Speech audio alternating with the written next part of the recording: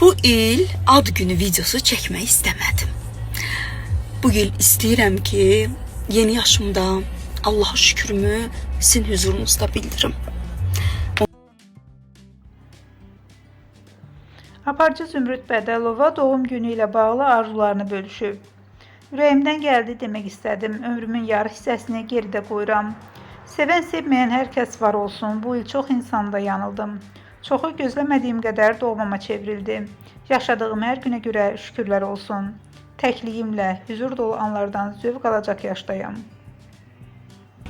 Bir xanım kimi heç vaxt xoşbəxt olmadım. Amma o xoşbəxtliyi mən işimdə gördüm. O xoşbəxtliyi mən balamda gördüm. Ona görə də bu yeni yaşımda Allah'tan ancaq onun sağlığını və bir də valideynlərimin, doğmalarımın yanında sapasağlam olmaqlarını arzu edirəm.